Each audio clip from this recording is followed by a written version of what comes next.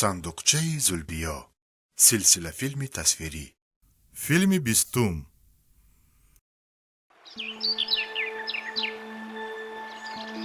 بیژن، من برای پرستو در پیش تیرزای خانه‌مون دو نپاشیدم.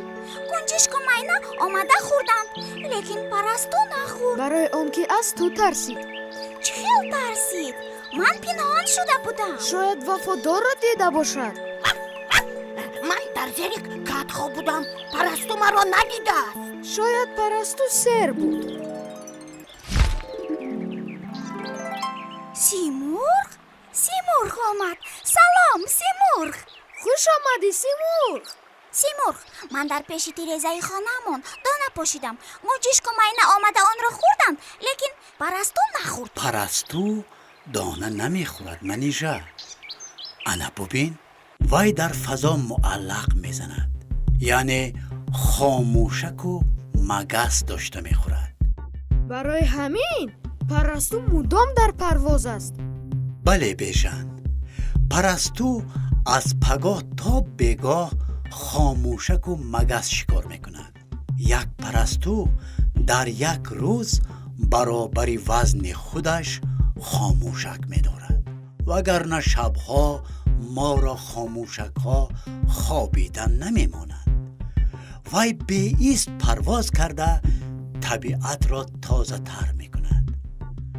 فقط برای آب نوشیدن به زمین میشیند. مانده نمیشوند. اگر مانده شود در ناقل سیمچوب ها نشسته دم میگیرد یا در فضا خواب میرود. سیمرغ، در کجا گفتی؟ در آسمان بلند خواب میرود؟ پرستو چند نمود دارد؟ بعضی نمودش در فضا خواب میرود؟ خواب میروند؟ نمیافتند؟ نه، نمیافتند.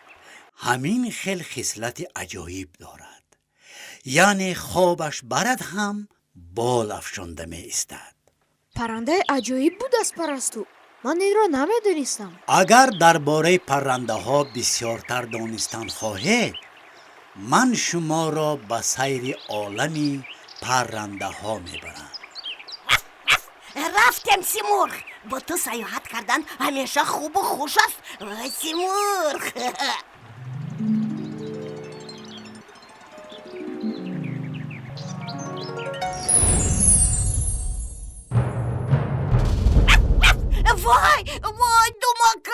وای دومکم شکست. این چی بود که افتید؟ این چهارمغز است. وفادار نجوم، وفادار. حاضر من آن را طلا میدهم.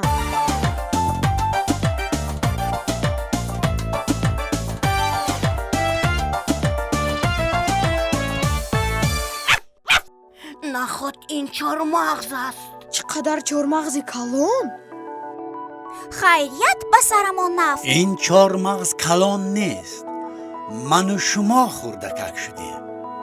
اگر به میانی دومم می افتید، دومم می شکست. این کاری اکا بوده است. آی اکا، قریب دومم را شکسته بودی.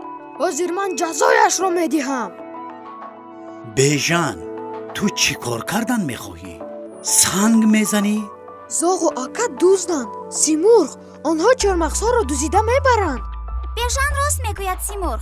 زاغ انگشترین بیبیم را گرفته برد. اکا باشد مدام چهارمغز میشکند. نه عزیزانم، زاغ و اکا دزد نیستند. آنها اشیاهای جلانک را دوست می‌دارند. بسیار کنجکاوند. هر چیز که در شونه آفتاب درخشد، زاغ و اکا به آن منقار میزنند. اگر سبک باشد برداشته به لانه‌شان میبرند. در لانه چوجه هایشان با آن اشیا بازی میکنند.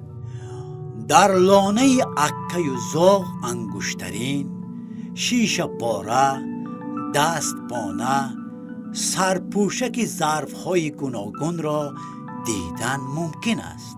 خلاصه آنها دزد نیستند، برعکس به آدمان فایدهشان میرسد.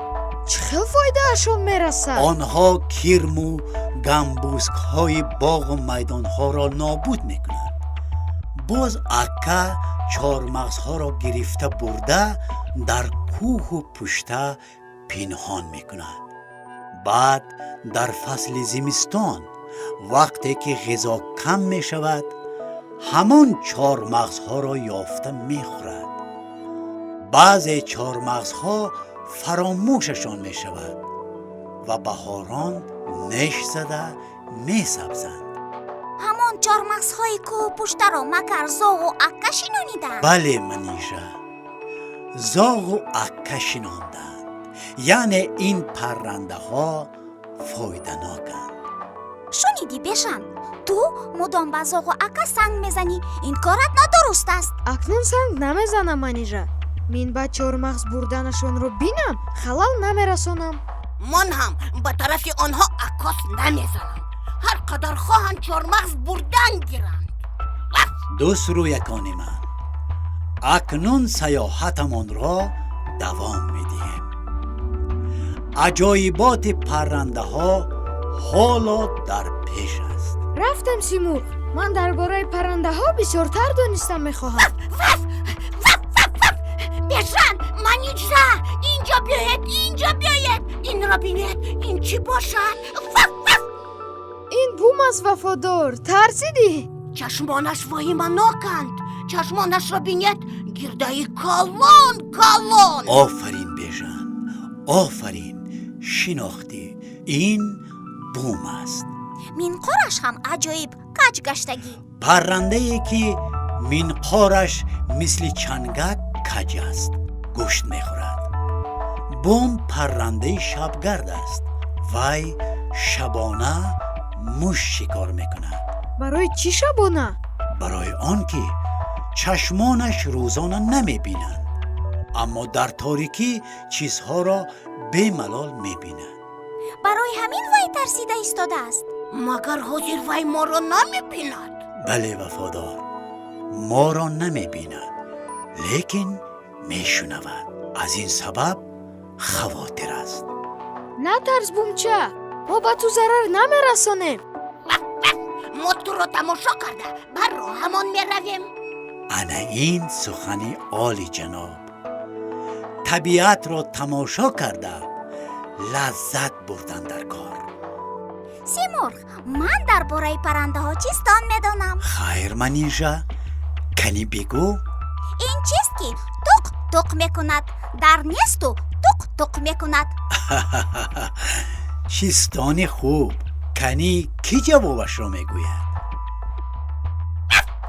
вой думака. ба думат сахт зад Вафодор. не, хайрият чӯбаки сабук будааст. ман ёфтам! ҷавоби чистон эзор сурхак аст. офарин бежан. бежан, ту ҳам ягон чистон медонӣ? ман бо шер медонам. хайр, канихон. мусичаи бегуноҳ болои сандалӣ буро. аз думакат қайчӣ кунам, аз нулакат мучӣ кунам. оҳо, чӣ хеле шеъри нағз хонди бежан. ба ман маъқул шуд. аллакай аз ёд кардам.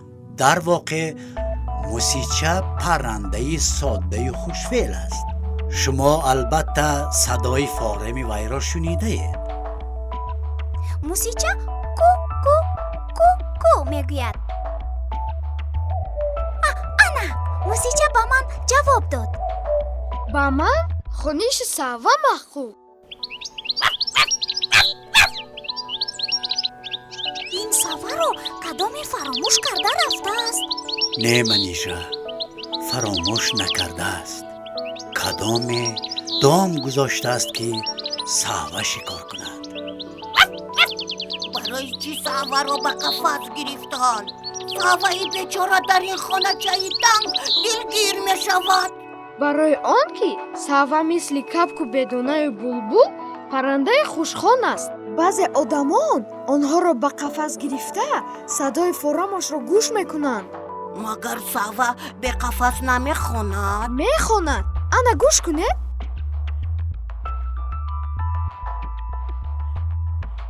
не, ин кори хато. саваро озод мекунем. не манижа, агар соҳибаш фаҳмад хафа мешавад, моро ҷанг мекунад. манижа дуруст гуфт. мо савваро озод мекунем вафодор, аз соҳибаш наметарсем. агар соҳибашро бинем мегӯем ки ба савва диламон сӯхту озод кардем. бале бежан, офарин манижаҷон. ана ҳамин хел рафтор кардан лозим. бигузор саъва озод бошад, табиатро зеб диҳад, озод бошад ва дар озодӣ суруд хонад. боз дар хотир доред ки саъваю кабку булбул ҳусни боғу майдон ва кӯҳистони моанд. ана дидед, саъва аз шумо миннатдор шуд. саъва ба шумо ташаккур мегӯяд. оҳ, имрӯз шумо чӣ кори савоб кардед. ман аз шумо розию хурсанд шудам.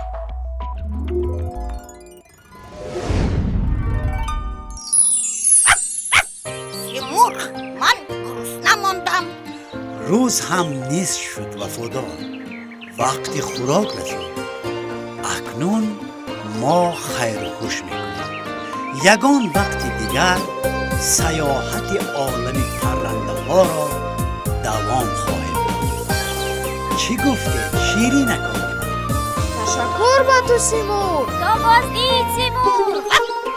мо туро дӯст медорем, Симурғ.